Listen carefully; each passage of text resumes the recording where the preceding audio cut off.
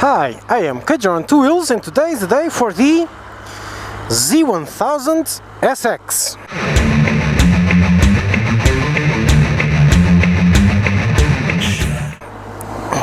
So the Z1000SX is basically the fared version of the Z1000. And let's do a very quick walk around because, as with the GTR, I have as little time as I can. So here's the deal, front to back, double wavy discs. I'm not sure if this one has ABS, but it does have traction control.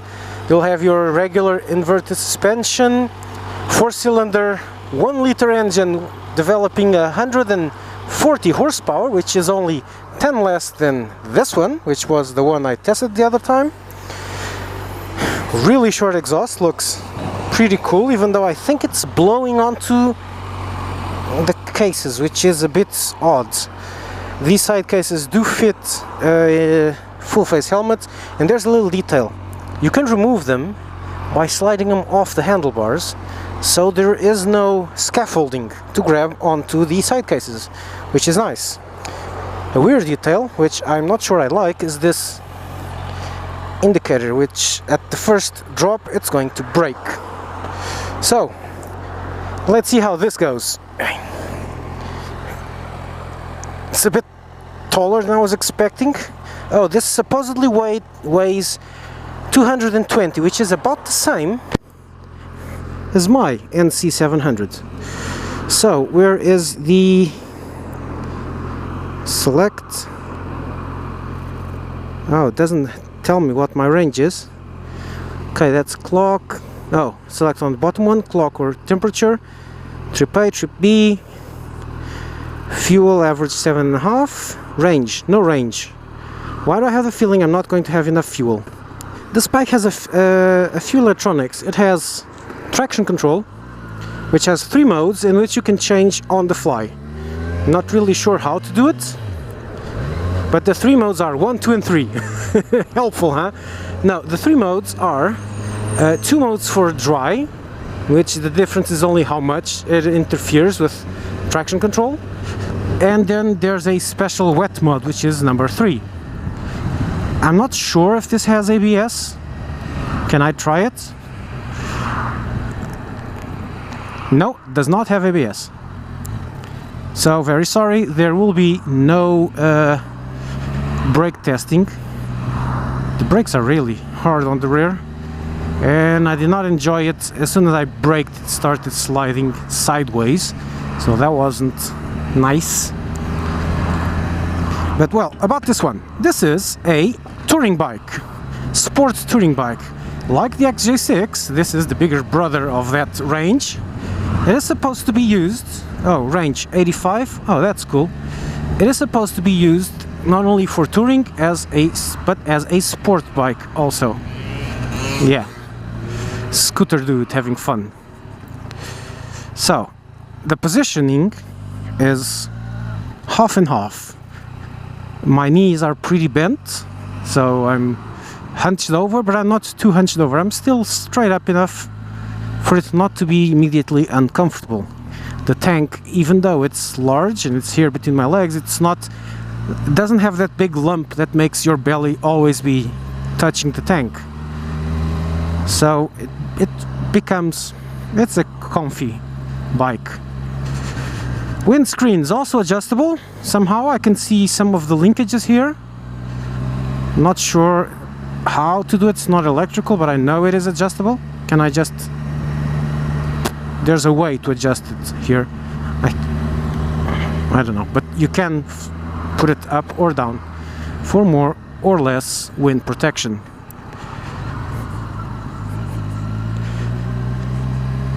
Ooh, this is a lot heavier. Yeah, this is... Turning this is more sporty in that it doesn't turn naturally. Okay, like this, it does turn naturally. Just doing these slight turns, it's very light. Leaning it over a bit more, you really need to counter steer. If you don't counter steer, it just doesn't move. But once you counter steer, it feels really light and stable and nice, very nice. I really wish I had more time for this, really do. Another detail about the dash, well, it's not as easy to read as I was expecting, but it does have that optimum configuration of an analog rev counter and digital speedo. So I know exactly what speed I'm in, and it's relatively easy to read, even though it's very dusty.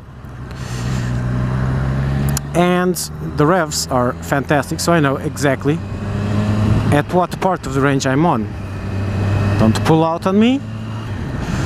Do not pull out on me. Don't you dare pulling out on me. That's what she said. Okay, so yeah, it's green. It's a green bike. Yeah, I like the looks of it. It's not beautiful like the Yamahas. It is aggressive. Aggressive is the right word. This is a very aggressive looking bike. There's gills in the front, there's angles everywhere, and you see tiny bits of green everywhere on the bike. And it's comfy seat, comfy everything. There's just one tiny detail which I find highly amusing. See this little icon here? These three losangular thingies that just turned off and now they're going to turn on. That's an echo icon. So on a liter bike, having an echo icon when you are saving fuel is a bit weird. You don't buy these to save fuel. Why would you want that? No, it doesn't hurt to have. So let's see how. Yeah, get out. Whoa, whoa, whoa, whoa! Oh, I like this engine. Oh, this is nice. Oh,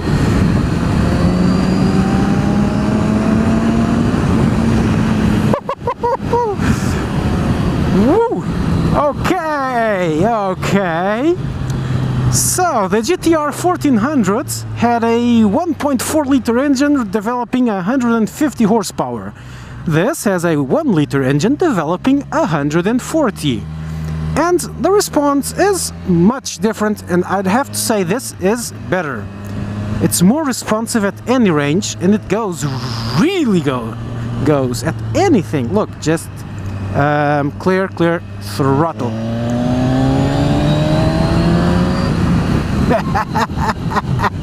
Wow. More exciting. This is definitely much more exciting than the GTR. The GTR is a more sober bike. It's fast, you can sport on it, but it's more serious. It's more suit and tie thing. Okay, this is more sporty. This is track suit and trainers kind of thing, not suit and tie.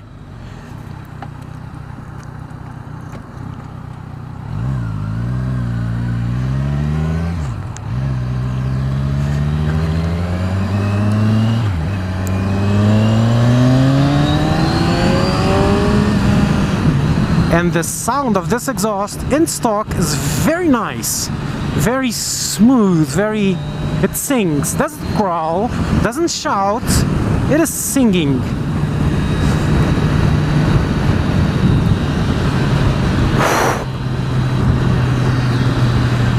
It is lighter but feels heavier, if that makes any sense.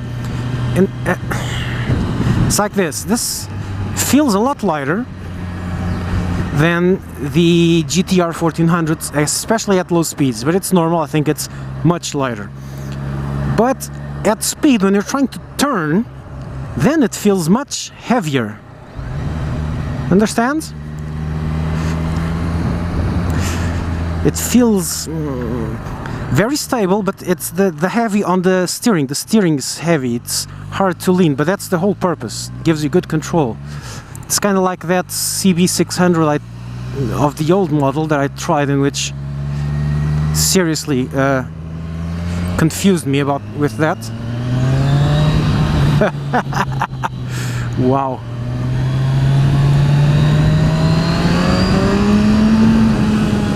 Okay, we are now going to give it some of the beans. I'm in...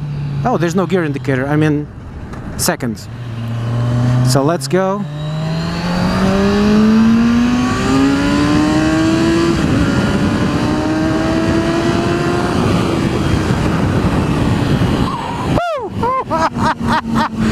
Wow! That was just amazing! Woo, this is a lot of fun!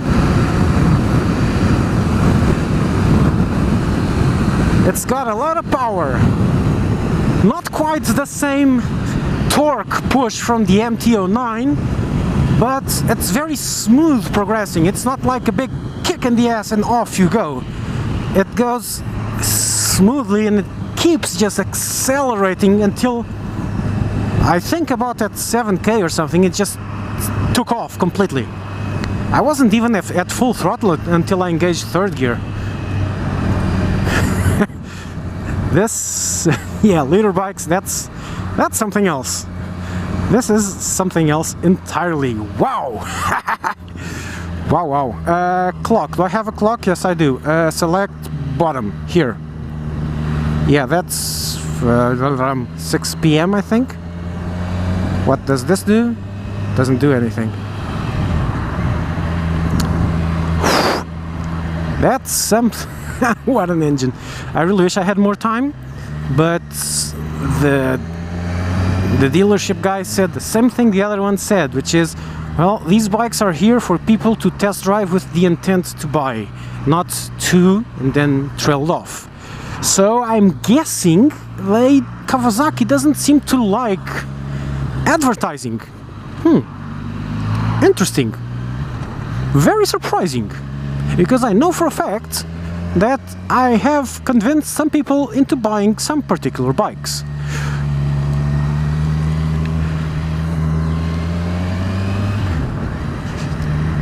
Wow. Let's do it again. It's a bit dangerous here.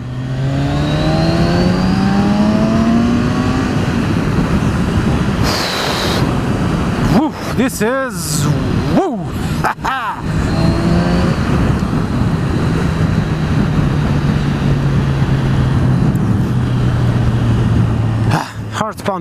Heart pounding like, I don't know. So where are you going? Okay. It's so smooth, everything so smooth. I'm going to name this one the Kawasaki Butter. The engine's smooth, the steering's smooth, the ride is smooth, everything is smooth about this bike except for the looks. The looks are very rough, very aggressive.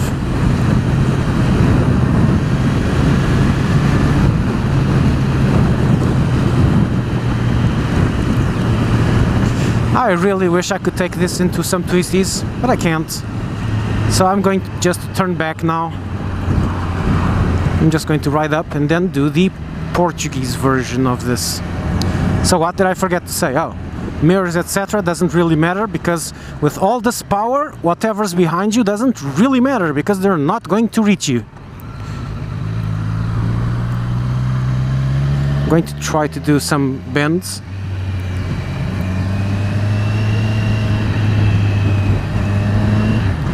And this corners really well, even though I haven't been cornering as such. I really wish I could. That's not a good place. You can see me weaving about, because this is... I'm not telling you this correctly, because it does feel heavy, but it's light. It's bending, turning it this way, just this angle, it's really easy. It's very light to turn at these angles, just until, I don't know, 20 degrees, it leans instantly and easily, making it really nice to ride here. When you try to lean it further, then it becomes a bit heavier.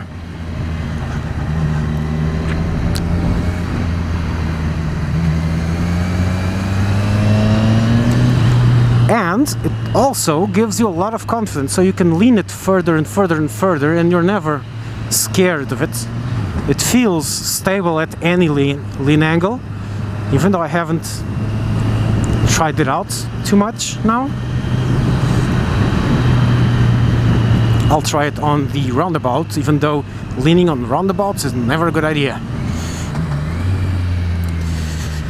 Yeah, I'm going to do it here. No one's coming. This roundabout is horrible for this because it's bumpy as hell. See? Very easy to...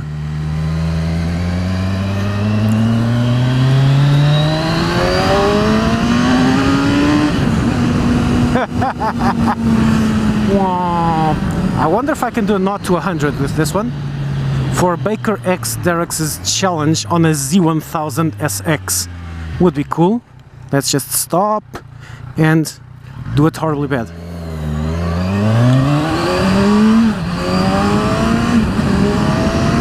No, I'm not going to do it. Did you see the traction control kicking in? That's just so much power. No, too dangerous to do it here. I'd have to do it on the highway, not here. I kicked in the traction control. Wow. Nice, nice, nice. Exciting bike. Really exciting bike. And the best thing of this, and that's why I'd prefer this one over the Naked, even though the Naked looks better. This I could buy one of these and use it every day. The GTR 1400 is too much. This one is just slightly too much, but very doable to take to work every day, and then to make some really, really long tours on this one. Yeah. Now that's a proper touring bike. No, scratch that. This is a proper sports touring bike. GTR is a touring bike, which can do sports. This is a sports bike, which can tour.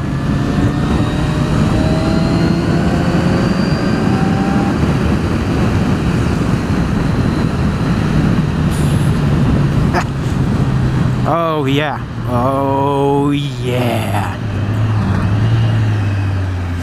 This is really something else.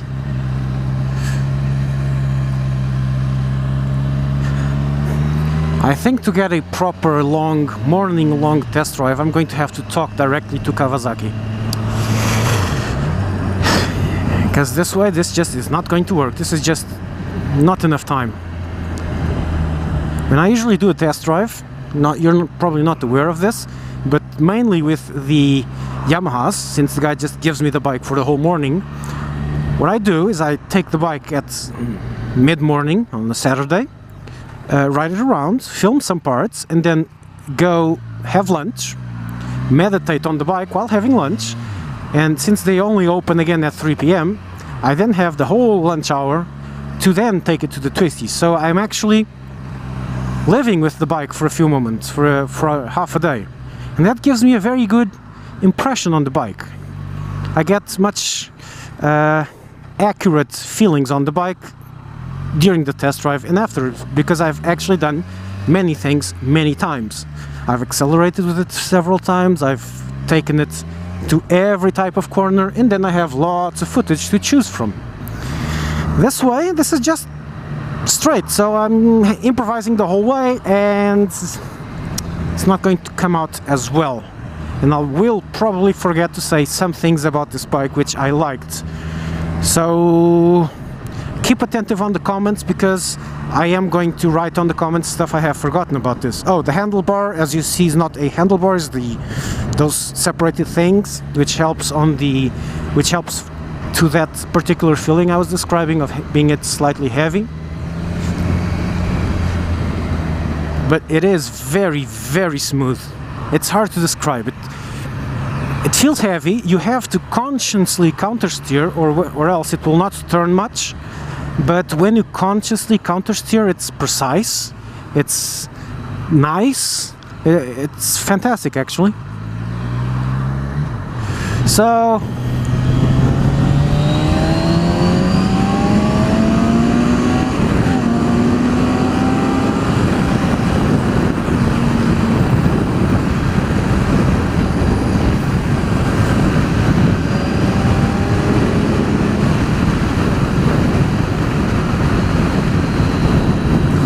I'm going to leave you with the final twisties. These brakes are really strong. I barely touched them and I was already afraid of locking up and stuff. The front ones are really, really strong. I'm just going to park on that gas station and okay, here. And well, that's it. It's time for the Portuguese language version of this test drive. So I hope you enjoyed it. I did. Where's the neutral? Oh, here is the neutral. It was really hard to get, and how that? Okay, that works. Wow. Okay, side cases really tough to get in and get out of. Looks nice. Oh, the light's out. No, it's not. Gauge you're out.